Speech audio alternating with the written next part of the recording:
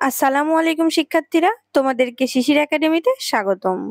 আজ আমি ষষ্ঠ শ্রেণীর ইসলাম শিক্ষা বইয়ের কাজটি করব। চলো শিক্ষার্থীরা, আমরা আগে দেখে নিই আমরা কত পৃষ্ঠার কাজ করব এবং সেখানে আমাদের কি বলা হয়েছে। শিক্ষার্থীরা, আমরা 9 নং বাড়ির কাজটি করব এবং পৃষ্ঠা নম্বর হচ্ছে 28। চলো দেখে নিই সেখানে কি বলা হয়েছে।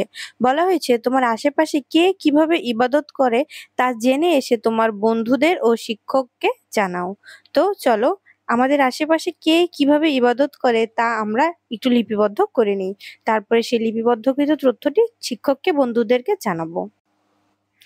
আমার আশেপাশের মানুষ যেভাবে ইবাদত করে নিচে তা লেখা হলো। 1. রাস্তার ক্ষতিকর বা কষ্টদায়ক পড়ে থাকা বস্তু রাস্তার উপর থেকে সরিয়ে। 2. ইয়াতিমের ভরণ পোষণের দায়িত্ব নিয়ে ইবাদত করে।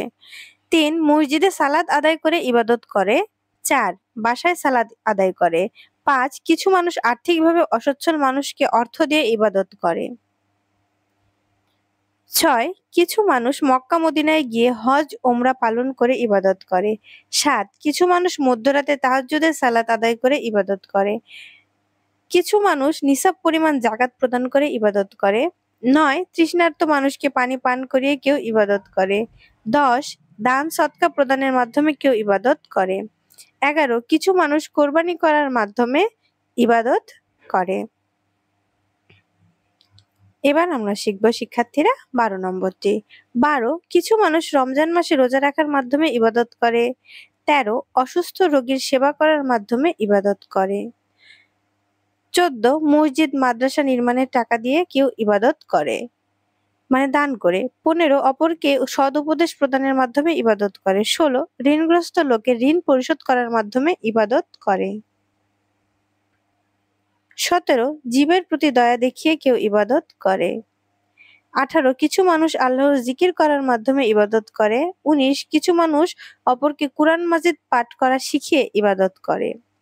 কিছু মানুষ কুরআন মাজিদ তিলাওয়াত করে ইবাদত করে। কিছু মানুষ আমানত রক্ষা করার মাধ্যমে ইবাদত করে। 22. কিছু মানুষ উত্তম আচরণ করার মাধ্যমে ইবাদত করে। চলো শিক্ষার্থীরা। 23. মাতা পিতা সেবা করার মাধ্যমে কেউ ইবাদত করে। 24. আত্মীয়তার সম্পর্ক বজায় রাখার মাধ্যমে ইবাদত করে। 25. সদা সত্য কথা বলে অনেকে ইবাদত করে। 26. ওয়াদা অঙ্গীকার পূরণ করে কেউ কেউ ইবাদত করে। 27. চরিত্রের হিফাজত করার মাধ্যমেও অনেকে ইবাদত করে। দেখো শিক্ষার্থীরা, 10 নাম্বার কাজটি হচ্ছে, বাড়ির কাজটি হচ্ছে তোমাদের জেনে আসা ইবাদতের ধরনগুলো শ্রেণীতে সকলের সামনে উপস্থাপন করো। শিক্ষার্থীরা, আমি যেগুলো লিখে দিয়েছি সেগুলো যদি তোমাদের পছন্দ হয় অবশ্যই লিখবে, এবং এর চাইতে ভালো যদি তোমাদের কাছে কোনো আইডিয়া থাকে সেগুলোও লিখবে এবং লিখে টিচারকে সাবমিট করবে।